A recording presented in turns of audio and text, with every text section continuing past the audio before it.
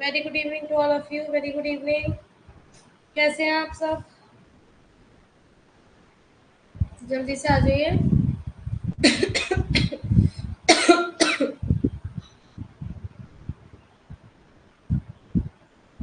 2 minute wait करते हैं सबका।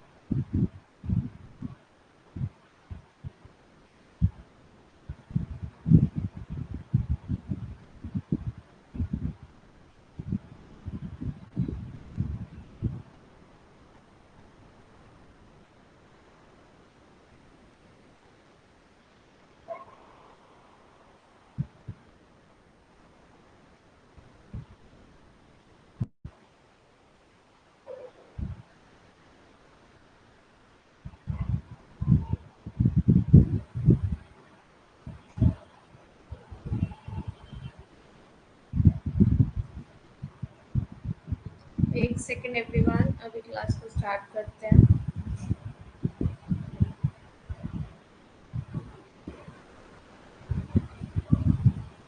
चलिए स्टार्ट करते हैं क्लास को। So very good evening to all of you. Here I am Ashishika Gupta, your UGC paper 2 faculty of economics. So start करते हैं। जैसा कि आप स्क्रीन पे देख सकते हैं, ये आपके सोशल मीडिया के चैनल्स हैं। इनको आप ज्वाइन करिए। कोई भी न्यू अपडेट होगी वो आपको इजीली मिल जाएगी, राइट? सो एक बहुत ही अच्छे और शानदार कोट के साथ हम लोग आज की क्लास को स्टार्ट करेंगे। Only I can change my life, no one can do it for me. है ना? कितना इस लाइन में कितना ज्यादा एक पावर है ना? कितना एक हाइट पावर है। अगर इसको समझो, आई कैन, मैं कर सकती हूँ या कर सकता हूँ। तो only I can change my life, मैं ही अपनी खुद की लाइफ क्या कर सकती हूँ? चेंज कर सकती हूँ। कोई भी इसमें मेरा साथ नहीं दे सकता। No one can do it for me. कोई भी ये हमारे लिए नहीं कर सकता, क्योंकि जो आप अपने लिए खुद करोगे वो दूसरा कैसे कर लेगा आपके लिए? बस आपको आपकी हेल्प कर सकता है, आपको रास्ता दिखा सकता है। चलना तो आपको है ना, उस पे मंजिल में बढ़ना तो आपको है। सिर्फ हम आपको क्या बता सकते हैं? राइट पाथ बता सकते हैं। चलना कैसे है ये बता सकते हैं, पर चलना तो आपको ही है। इसलिए तो कहते हैं only I can change my life, only on I can. है ना? सो अच्छी सी एक स्माइल दे दो, फिर क्लास को स्टार्ट करते हैं।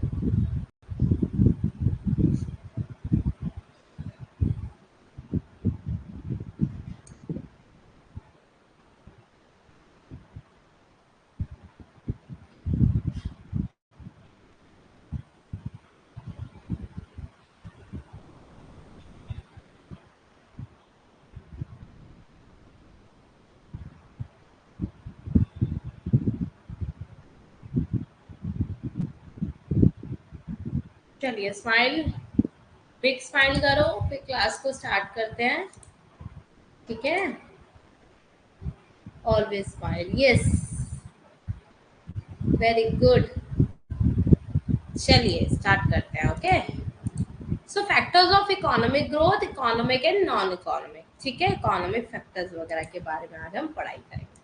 अब इकोनॉमिक फैक्टर्स जैसे कि आप देख सकते हैं स्क्रीन पे, प्राकृतिक संसाधन। सबसे पहले क्या है आपका? Natural resources. तो प्रिंसिपल फैक्टर्स जो होते हैं अफेक्टिंग डालते हैं डेवलपमेंट पे, ठीक है। और economy is the natural resource और लैंड, इकोनॉमी के अंदर एक नेचुरल रिसोर्सेज है लैंड वगैरह, तो लैंड हम यूज करते हैं नेचुरल रिसोर्सेज फर्टिलिटी के, उसी से तो हम लोग जो भी उपजाऊ चीजें करते हैं उसी पे तो करते हैं। देखा है ना, अर्थव्यवस्था के विकास को प्रभावित करने वाला प्रमुख कारक प्राकृतिक होती है ना। संसाधन या जमीन, अर्थशास्त्र में उपयोग किए जाने वाले भूमि में प्राकृतिक संसाधन शामिल है, जैसे कि भूमि की उपता, इसकी स्थिति की और संरचना हो गई, वन संपदा हो गई, खनिज हो गई, जलवायु हो गई, जल संसाधन हो गया, है ना। इस पे क्या कर, भूमि की जो उर्वरता है उसमें क्या कर रहे हैं, सब आप संरचना कर रहे हैं ना। समुद्री संसाधन हो गया आदि के लिए आर्थिक विकास, भूतायत, प्राकृतिक संसाधन का अस्तित्व आवश्यक है। जैसे कि सिचुएशन एंड कॉम्पोजिशन होता है, forest wealth, minerals, climate, water resources, sea resources etcetera. For economic growth existence जो होती है आपकी नेचुरल रिसोर्सेज की, वो बहुत जरूरी होती है हमारे प्राकृतिक संसाधन के अंदर, हमारी इकोनॉमिक के फैक्टर्स में बहुत ही इंपॉर्टेंट है कि फैक्टर नेचुरल रिसोर्सेज, है ना। कितनी चीजें हमें नेचुरली मिल जाती हैं, देखते हो आप भगवान ने क्या चीज, देखो जिस समय सर्दी होनी है आपको पता है उसी टाइम सर्दी होनी है, जब गर्मी का सीजन है गर्मी होनी है। सबसे बढ़िया और शानदार एग्जाम्पल है, देखो सन होता है, सनराइज होता है, सनसेट होता है। कभी आपने देखा है कि वो ये बोलता है कि अरे यार नहीं आज रहने देते, आज आलस आ रहा है, आज नहीं उठेंगे, आज नहीं आएंगे, नहीं रोशनी देंगे, ऐसा कभी हुआ है? नहीं होता ना। इसलिए तो कहते हैं सूरज की तरह चमको, चमकना है तो सूरज की तरह चमको, तभी तो बोलते हैं ये बात। क्यों बोलते हैं बात कि सूरज की तरह चमकना है तो चमको, ऐसा चमको। कभी देखा है उसको कि बहाना कर रहा है, कुछ कर रहा है? नहीं। तो कुछ चीजें भगवान ने ऐसी बना ही दी हैं कि आप अगर वो नहीं है ना तो फिर कुछ नहीं है ना। अब सप्लाई हो गया, जैसे the amount of a good और service that the producer are willing to provide, मतलब जो अमाउंट होता है गुड और सर्विसेज का, वो प्रोड्यूसर क्या करता है, प्रोवाइड कराता है विलिंग करने के लिए। सप्लाई जब होगी तो producer are more willing to supply products away in greater amount when prices are high, less willing to do so when prices are low, है ना। मतलब वही, जब ज्यादा प्राइस हो तो ज्यादा वो पे करता है, कम होता है तो कम पे करता है। अब सेकंड आता है कैपिटल एक्युमुलेशन, पूंजी का संचय कैसे होता है, जैसे इसमें लिखा है पूंजी संचय, है ना। विकास में दूसरा महत्वपूर्ण आर्थिक कारक क्या है, पूंजी का संचय। Second important economic factor in growth is capital accumulation, मतलब जो आपकी पूंजी संचय है वो कैपिटल एक्युमुलेशन उसे बोलते हैं। तो कैपिटल एक्युमुलेशन मीन्स क्या होता है, एक तरीके से पूंजी का अर्थ होता है उत्पादक के भौतिक प्रतिलिपि प्रस्तुत करने योग्य कारकों का भंडार, फैक्टर्स ऑफ प्रोडक्शन का भंडार। जब पूंजी का स्टॉक बढ़ता है, मान लो समय बीतने के साथ, इसे पूंजी संचय या पूंजी निर्माण कहा जाता है, ठीक है। जब आप पूंजी का स्टॉक बढ़ेगा तभी तो जब आपके पास पूंजी बढ़ेगी है तभी तो पूंजी का संचय हो रहा है। संचय होना, समझ रहे हो, पूंजी का संचय होना। इकोनॉमिक फैक्टर्स, रॉ मटेरियल, ठीक है, आपको पता है सबसे इम्पोर्टेंट है। रॉ मटेरियल नहीं है तो क्या आपको लगता है हम आगे कुछ काम कर पाएंगे जो हमारे पास रॉ मटेरियल नहीं हो, ठीक है। उसके बाद आपका लेबर आ जाता है, लेबर के बिना कैसे काम करोगे, कर पाओगे लेबर के बिना काम? नहीं। मार्केट हो गया, इंफ्रास्ट्रक्चर हो गया, आपकी जो कंपनीज वगैरह हो गई, पैसे के बिना कुछ काम कर पाओगे? नहीं। तो इकोनॉमिक फैक्टर्स में जो ये फैक्टर्स है ना, ये बहुत इंपॉर्टेंट है। अभी तो पढ़ने में लग रहा है हाँ बड़ा इजी है ना, पर बाद में पूछना तो गायब कुल। ऑर्गेनाइजेशन, अब ऑर्गेनाइजेशन तो होना जरूरी। अब आप चाहे इस चीज में छोड़ो, इकोनॉमी में आप अपनी लाइफ में ऑर्गेनाइज नहीं हो तो कहते हैं कोई चीज आपकी अच्छी नहीं होगी। खाना अच्छे से नहीं बना रहे हो ऑर्गेनाइज करके, कपड़े अच्छे से नहीं आप प्रेस कर रहे हो, या कपड़े नहीं अच्छे से आप फोल्डिंग कर रहे हो, या जो कुछ अपना रूम्स को आप अपने रूम में जो आप पढ़ रहे हो स्टडी टेबल है उसको अच्छे से ऑर्गेनाइज करके नहीं रखते हो, कोई किताब यहाँ पढ़िए कोई किताब वहाँ पढ़िए, जब आपको जरूरत है तो आप 4 घंटे उसी में अपना समय बर्बाद कर रहे हैं, व्यतीत कर रहे हैं इन सब चीजों में, कि पहले ढूंढेंगे फिर देखेंगे, तब तो आलस भी आ जाएगा, तब तो पढ़ने का मन भी नहीं करेगा। राइट, सही बोल रही हूँ ना मैं ये वाली बात। तो ऑर्गेनाइजेशन तो वैसे भी बहुत इंपॉर्टेंट है। तो संगठन विकास प्रक्रिया का एक महत्वपूर्ण हिस्सा है। यह किसके सिस्टम उपयोग से संबंधित है, आर्थिक गतिविधियों में उत्पादन के कारक से, ठीक है। संगठन पूंजी और श्रम का पूरक होता है और मदद करता है। जो संगठन होता है पूंजी और श्रम का पूरक होता है, पूरक, समझ गए? ठीक है।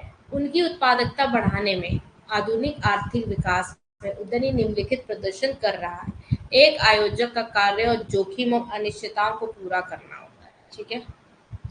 Organisation is an important part of the growth process. Organisation क्या है? एक इम्पॉर्टेंट पार्ट है किसका? ग्रोथ को करने का। इट रिलेट करता है ऑप्टिमम यूज ऑफ फैक्टर्स का प्रोडक्शन इन इकोनॉमी एक्टिविटीज में। ठीक है।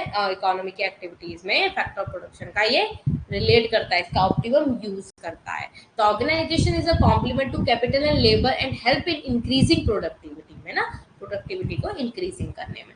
In modern economic growth, the entrepreneur has been performing the task of an organizer and undertaking this and uncertainty. Fourth क्या है? टेक्नोलॉजिकल प्रोग्रेस, तकनीकी प्रगति। Technological changes are regarded as the most important factor in the process of economic growth. Technological changes are regarded as the most important factor in the process of economic growth. They are related to changes in the method of production, which are the result of some new techniques of research or innovation. Changes in technology lead to an increase in the productivity of labor, capital and other factors. Technological, अब देखो आपके पास जैसे आप देखते हो, अब बहुत ज्यादा लोग हैं शॉप पे खड़े हैं, ठीक है, अब वहाँ पे लेबर काम कर रही है अपने हाथों से कुछ भी पैकिंग वगैरह करना। वहीं अगर कोई मशीनरी प्रोडक्ट हो जाए, मान लो मशीन हो जाए वहाँ पे, और आपके पास 100 कस्टमर है, आप यूं 10 मिनट में उसको निपटा दोगे। और वहीं आप अगर कोई लेबर आपके पास काम करे तो वो आपको 1 घंटा लग जाएगा उस काम को करने में। तो इसीलिए टेक्नोलॉजिकल प्रोग्रेस भी होना इम्पोर्टेंट है इकोनॉमिक फैक्टर्स के अंदर। ठीक है, समझ में आ रहा है? कि सो हो तो नहीं गए आप लोग? वैसे मेरे बच्चे बड़े समझदार है, सोएंगे तो नहीं? हम्म ओके। सो तो नहीं गए? नींद तो नहीं आ रही? क्यों?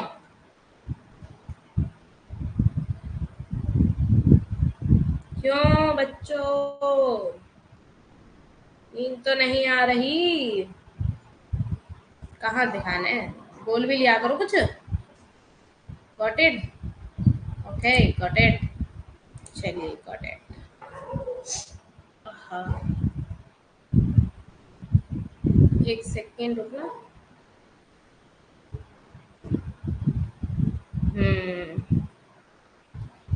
एक्चुअली कोई गेस्ट आने वाला है अभी, अगर वो आ जाते हैं तो फिर मैं क्लास को भी कैंसिल कर दूंगी, बट अभी तो है टाइम। देखो, तकनीकी परिवर्तनों को दुनिया में सबसे महत्वपूर्ण कारक माना जाता है। ठीक है, तकनीकी परिवर्तनों को दुनिया में सबसे महत्वपूर्ण कारक माना जाता है। Technical changes are regarded as the most important factor in the process of economic growth. ठीक है, they are related to changes in the method of production. ये रिलेटेड होते हैं कि चेंजेस करने का प्रोडक्शन में। प्रोडक्शन पहले आप कम करते थे या कुछ एडजस्टमेंट करके करते थे। एडजस्टमेंट, सॉरी क्या बोल रही हूँ, एडजस्टमेंट मीन्स हो गया जैसे कि अगर आपको अच्छा सा कुछ बनाना है बट आपके पास टाइम नहीं है, आपके पास लेबर नहीं है, अब वही चीज टेक्नोलॉजिकल के प्रोसेस से हो रही है पूरी। तो यहाँ पे आके आप क्या करते हो, जीत लेते हो इन सब चीजों को। टेक्नोलॉजी जो होती है वो आपके लिए बड़ी महत्वपूर्ण हो जाती है ना। They are related to changes in the method of production which are the result of some new techniques of research और इनोवेशन।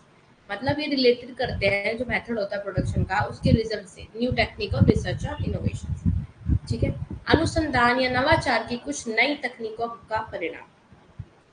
प्रौद्योगिकी में परिवर्तन में वृद्धि होती है, श्रम पूंजी और उत्पादन के अन्य कारकों की उत्पादकता। Changes in technology lead to an increase in the productivity of labour.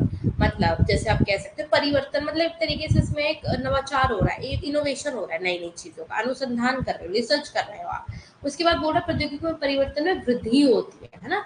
क्या होती है? Increase in the productivity of labour. अब जब आप चीजों को अच्छा बेहतर बनाना चाहते हैं और टेक्नोलॉजी का आप सहारा ले रहे हैं तो आपके लिए वैसे भी वो बहुत प्रोडक्टिविटी अच्छी होगी, है ना। Capital and other factors of production, श्रम पूंजी और उत्पादन के अन्य कारकों की उत्पादन। फिफ्थ क्या है? Division of labour and scale of production. मतलब अब आप श्रम का विभाजन कर रहे हैं और उत्पादन का पैमाना। मतलब जैसे आप देखते होंगे, देखो स्पेशलाइजेशन में आप जैसे देख सकते हो, आप में से कुछ बच्चे हैं वो इकोनॉमिक्स पढ़ सकते हैं, आप में से कुछ बच्चे हैं वो मैथ्स पढ़ सकते हैं, आप में से कुछ बच्चे हैं जो एसएसटी पढ़ सकते हैं। अगर मैं उनको उन्हीं का काम कार्यभार सौंप दूं, मान लो, तो वो अच्छे से काम करेंगे, है ना, बहुत मन लगा के काम करेंगे और बहुत अच्छा प्रोडक्टिविटी देंगे, हमारे देश को बहुत अच्छा ग्रोथ देंगे। तो इसका मतलब क्या हुआ, इसका मतलब क्या हुआ, अगर मैं इकोनॉमिक्स वाले बच्चों को मैथ पढ़ाने को दे दूं और मैथ वाले का सिस्टम, क्या यहाँ पे काम सही होगा? आपको लगता है क्या यहाँ पे जो जो हमें वृद्धि मिलनी चाहिए थी, क्या वो मिलेगी? नहीं मिलेगी मैम, बिल्कुल भी नहीं मिलेगी। इसलिए नहीं मिलेगी मैम, क्योंकि जो जिसका काम है, जो जिसमें बेहतर है, जो जिसमें बहुत ज्यादा होशियार है, अगर उसको वो काम सौंप दिया जाए, डिवीजन कर दिया जाए उस काम पर, स्पेशलाइजेशन का, तो हमारा देश बहुत आगे बढ़ सकता है। पर अभी भी आपको पता है इन सब चीज, कितने लोग ऐसे हैं गाँव में, जैसे हम लोग वीडियोस वगैरह भी देख लेते हैं कभी कभी कहीं पे भी, ठीक है, मैं इंस्टाग्राम एंड ये फेसबुक यूज नहीं करती हूँ, बिकॉज मुझे लगता है कि आज के टाइम का ये बहुत ज्यादा आपका डिस्ट्रैक्शन करता है, और मुझे लगता है कि शायद बच्चों को ये सब चलाना भी नहीं चाहिए, आप जैसे बच्चों को। अगर जो चलाते हैं वो उनका अपना चॉइस है, क्योंकि मेरे अकॉर्डिंग अगर आपको पढ़ना है तो न्यूज पढ़ लो, ये सब कुछ पढ़ लो, अभी पढ़ लोगे ठीक है, अभी इन सब चीजों में आप करते रहते हो तो क्या होता है, आपका टाइम वेस्ट होता है, राइट? टाइम क्या होता है, वेस्ट होता है पूरी तरीके से। तो इसीलिए कहते हैं, ठीक है, आर्थिक विकास की दर को बढ़ा, अब जैसे कई बच्चे होते हैं, मैंने बताया ना, मैं आपको कई गूगल वगैरह पे कहीं भी आपको देखने को मिल जाता है, गाँव में कितने टैलेंटेड बच्चे होते हैं, कितना टैलेंट होता है, अगर उनको हम वही काम दे दें तो हमारा देश हर चीज में परिपक्व हो सकता है। पर सरकार इतना नहीं अवेयर है ना, उसको होना ही नहीं अवेयर, क्या कर सकते हैं? ठीक है, तो भी आर्थिक विकास की दर को बढ़ाएगा। एडम स्मिथ ने इसे बहुत महत्व दिया, आर्थिक विकास श्रम विभाग ने। एडम स्मिथ ने तो दिया था डिवीजन ऑफ लेबर, किसने दिया था? Adam Smith, division of labour. ये मैंने इसलिए लाइन यहाँ पे ऐड ऑन करी है, ये जो लिखी है ना मैंने यहाँ पे, Adam Smith give important division of labour, ये मैंने अलग से लाइन आपकी ऐड ऑन करी है, इम्पोर्टेंट है, ठीक है, इसको याद रखो।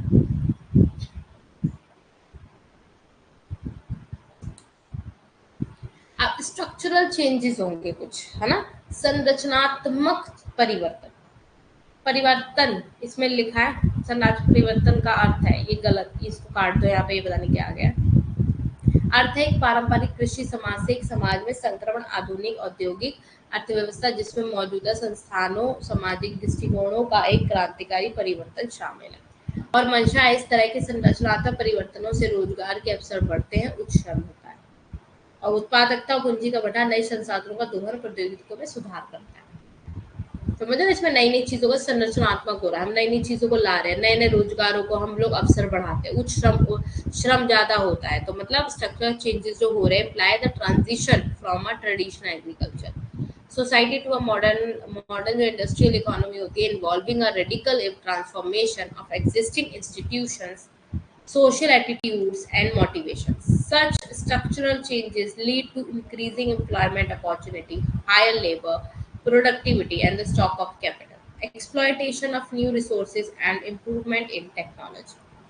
ठीक है, क्या करता है, एक्सप्लॉयटेशन करता है न्यू रिसोर्सेज का और इम्प्रूवमेंट करता है टेक्नोलॉजी में।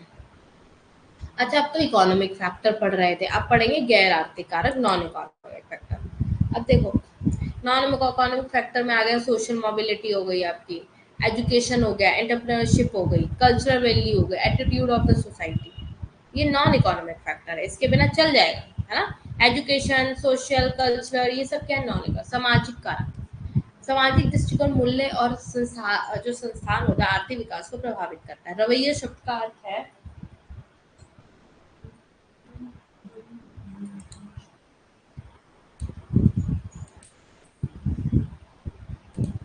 एक सेकंड होल्ड, आप लोग रुको जरा, मैं भी आ रही हूँ।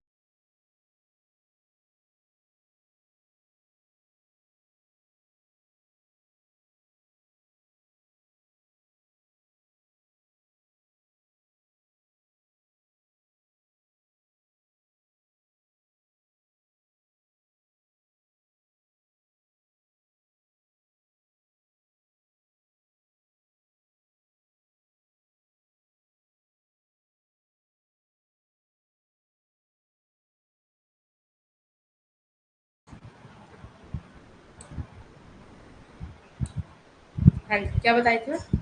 सामाजिक दृष्टिकोण, मूल्य और संस्थान भी आर्थिक विकास को प्रभावित करते हैं। रवैया शब्द का अर्थ है विश्वासों और मूल्य की समग्रता को जो मानव व्यवहार का कारण बनती है।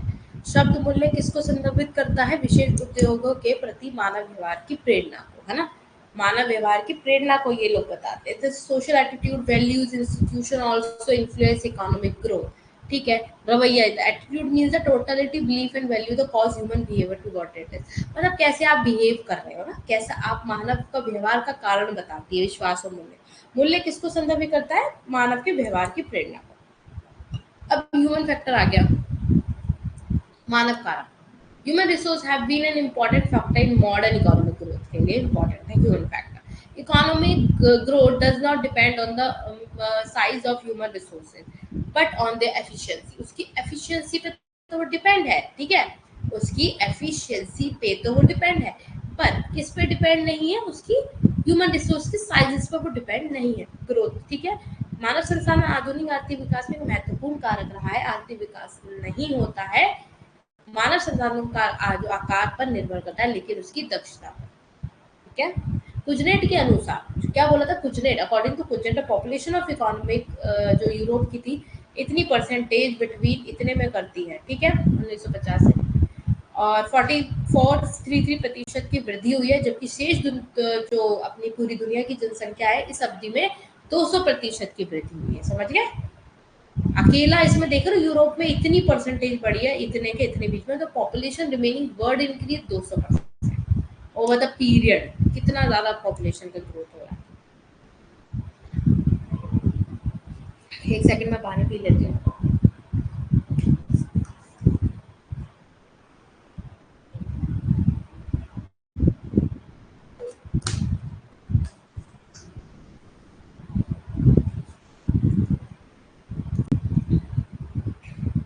Non economic factors, political factors, social and psychological factors, education, urbanization.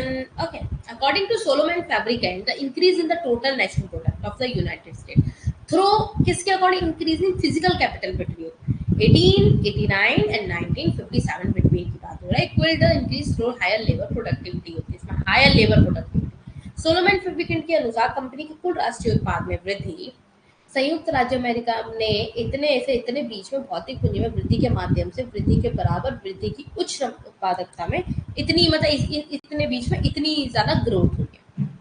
Third आ जाता है पॉलिटिकल एंड एडमिनिस्ट्रेटिव फैक्टर्स। राजनीतिक और प्रशासनिक कारणों ने भी आधुनिक आर्थिक विकास में मदद की। किसका आर्थिक विकास? ब्रिटेन, जर्मनी, संयुक्त राज्य अमेरिका, जापान और फ्रांस अपनी राजनीतिक स्थिरता और मजबूत के कारण रहे हैं। ठीक है, 19वीं शताब्दी के बाद से प्रशासन, political and administrative factors also helped in modern economic growth. ठीक है, the economic growth of Britain की जो होती है, German and United State, Japan and France has been due to their political stability and strong administration since the 19th century. ठीक है, week, अब इसमें वीक की बात कर रहा है, मतलब कमजोर प्रशासनिक और राजनीतिक की बात हो रही है, तो आर्थिक विकास के लिए एक बहुत बड़ी बाधा होती है। अगर मान लो हमारा प्रशासन कमजोर है, राजनीतिक संरचना नहीं है सही, तो इट्स मीन हमारी हमारी जो इकोनॉमी की ग्रोथ है, क्या वो पूरी तरीके से अच्छे से हो पाएगी? नहीं हो पाएगी, है ना। इसीलिए आर्थिक विकास के लिए एक मजबूत, कुशल और भ्रष्ट प्रशासन आवश्यक है। प्रोफेसर लुइस ने ठीक ही कहा है, सरकार का व्यवहार उत्तेजक या उत्तेजक में एक महत्वपूर्ण भूमिका निभाता है। ठीक है, आर्थिक गतिविधियों को हतोत्साहित करना, शांति, स्थिरता, कानूनी सुरक्षा को प्रोत्साहित। अब ये बताओ, हमारा अगर प्रशासन कमजोर होगा, है ना, प्रशासन कमजोर होगा तो रूल्स रेगुलेशंस अच्छे तो नहीं होंगे। आपको लगता है अच्छे होंगे? लोग कुछ भी कर रहे हैं, किसी को कुछ भी कह रहे हैं, कोई पाबंदी नहीं, कोई कुछ नहीं, कोई मतलब पीसफुल, कोई बात नहीं, कुछ भी एक एक कहते हैं आप सौम्य ढंग से होना, एक जो काम आपके फ्लोएंट तरीके से होना चाहिए, एक हिसाब से होना चाहिए, कानूनी जो चीज़ें होती हैं उसको बहुत अच्छे से होना चाहिए। तो क्या ये हो पाएगा? नहीं हो पाएगा ना, जब है ही नहीं, जब उसमें कमज़ोर है प्रशासन, तो ये सब चीज़ें तो नहीं हो सकती ना अच्छे से। Meaning and characteristics of modern economic growth. ठीक है, प्रोफेसर सिमन जो है कुजनेट अपनी Nobel memorial lecture defined economic growth as a long term rise in capacity to supply increasingly diverse economic goods to its population. This growing capacity is based on advancing technology and the institutional and ideological adjustment that its demand. Simon Kuznets ने अपने Nobel memorial व्याख्यान में आर्थिक विकास को दीर्घकालिक वृद्धि के रूप में परिभाषित किया है। अपनी आबादी को तेजी से विविध आर्थिक वस्तुओं की आपूर्ति करने की क्षमता ही है बड़ी क्षमता पर आधारित प्रौद्योगिकी को आगे बढ़ाने और संस्थागत और वैचारिक समायोजन की मांग करता है। ठीक है। Characteristics of modern economic growth. ठीक है, मॉडर्न इकोनॉमिक ग्रोथ के कुछ कैरेक्टरिस्टिक्स हैं। High rate of growth of per capita product and population, प्रति व्यक्ति उत्पाद की वृद्धि या उच्च दर की वृद्धि। देखो ना इसमें कैसे स्लाइड हो जाती है, एक एक चीज इतने ध्यान से करो तब। एक सेकंड रुको, चलो डन। हाँ जी। आधुनिक आर्थिक विकास, जैसे कि हाल ही के दिनों में आप देख सकते हैं विकसित देशों से अनुभव से पता चलता है ना। अब जैसे विकसित हो चुके हैं जो देश, उनसे अब जो अनुभव प्राप्त कर रहे हैं उससे हमें पता चल रहा है ना ये मॉडर्न इकोनॉमिक ग्रोथ हुई है इसकी। Modern economic growth as revealed किसको करता है, by the experience of the developed country since the late, अगर देखा जाए 18वीं और 19वीं शताब्दी की शुरुआत में प्रति व्यक्ति उत्पाद में वृद्धि की उच्च दर की विशेषता है। इस कैरेक्टरिस्टिक्स अगर देखा जाए, कैरेक्टराइज अगर करा जाए इसको, तो हाई रेट के साथ इंक्रीज पर कैपिटल प्रोडक्ट दोनों को देखा जाएगा और अकम्पनीड किसके साथ कर दिया जाएगा, सब्सटैंशियल रेट के साथ, ग्रोथ के साथ। ठीक, जनसंख्या वृद्धि की पर्याप्त दर के साथ, वृद्धि की अत्यधिक उच्च दर कम से कम हो। The extremely high rate of increase are at least 5 times as high for population and at least 10 times। ठीक है। And high of production is absorbable, जो आपका जो ऑब्जर्व करेंगे ना, ऑब्जर्व करने के जो लायक हो जाते हैं पास्ट में, तो उनको देखा जाता है। जनसंख्या के लिए 5 गुना अधिक और उत्पादन के लिए कम से कम 10 गुना अधिक। समझ गए, जनसंख्या के लिए 5 गुना अधिक और उत्पादन के लिए कम से कम 10 गुना अधिक, जैसा कि अतीत में देखा जा सकता है। ठीक है, जनसंख्या वृद्धि प्राप्त दर के साथ ये सब चीजें इसमें काउंटेबल होती हैं।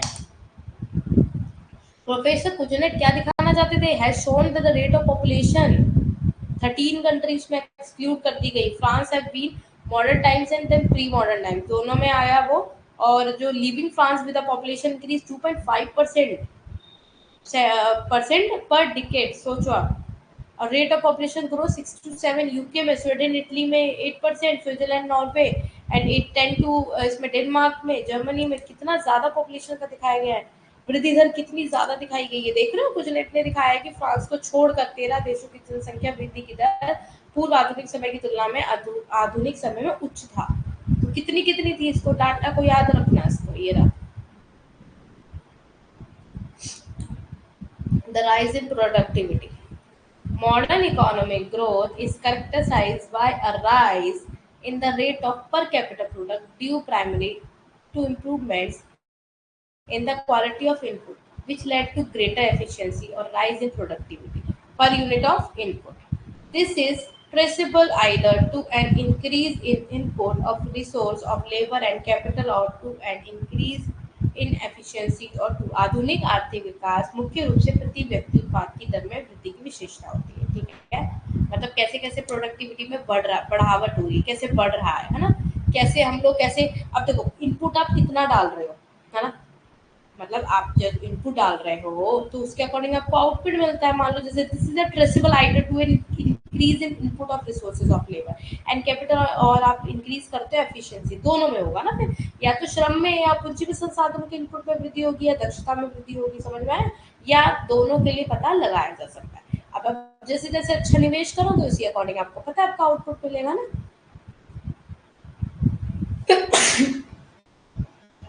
Sorry sorry, God bless me.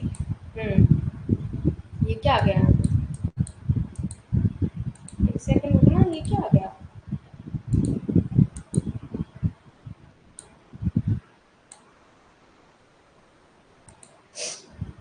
अब देखो ये सारा वो है, high rate of structural transformation, आधुनिक आर्थिक विकास में संरचनात्मक परिवर्तन में किसी गैर किसी। चलो इसको मैं आप आपको कल पढ़ाऊंगी, मैंने बोला ना अभी मेरा कोई गेस्ट आने वाला है तो मैं स्टडी आपकी कैरी ऑन नहीं कर पाऊंगी। ठीक है, इसको मैं अब आपको कल पढ़ाऊंगी। ओके,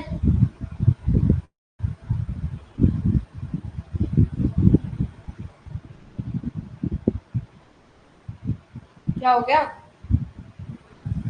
अरे मैं क्या बोलूं बेटा, मैं तो कुछ मुझे इसका कुछ समझ में नहीं आता बेटा, नो कमेंट्स। मैं इसके लिए कमेंट करना भी जरूरी नहीं समझती, मैं तो सही बताऊँ।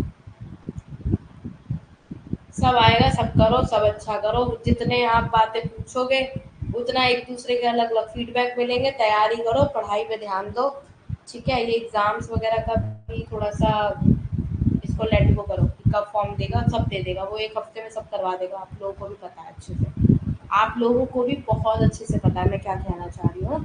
इसमें कोई डाउट तो नहीं है, इसका कोई भरोसा तो नहीं है। अपनी बस पढ़ाई पे ध्यान दो, बस पढ़ाई अच्छे से कर लो, ठीक है। अरे इस वीक में आए, कल आए, परसों आए, मुझे अब इस पे कोई नो कमेंट्स, मेरे को कुछ कहना नहीं है। जो हो ठीक है, अच्छे से करो, एग्जाम्स वगैरह देते रहो, ठीक है। अपना पढ़ाई करो अच्छे से, देखा जाएगा। फॉर्म का क्या है, फॉर्म तो एक दिन में भर दोगे। एक दिन जाना अपना, जिस दिन फॉर्म आए तुरंत भर के आ जाना, कोई टाइम वेस्ट तो होना नहीं है इसमें, ठीक है। Okay, bye bye, good night, take care everyone. अपना ध्यान रखिए, अपने से बड़ों की रिस्पेक्ट करिए, छोटों को प्यार दीजिए और एक अच्छे इंसान बनिए। गॉड ब्लेस यू एवरीवन, अपना ध्यान रखना, ठीक है आप सब। Okay, bye bye, welcome everyone, bye bye.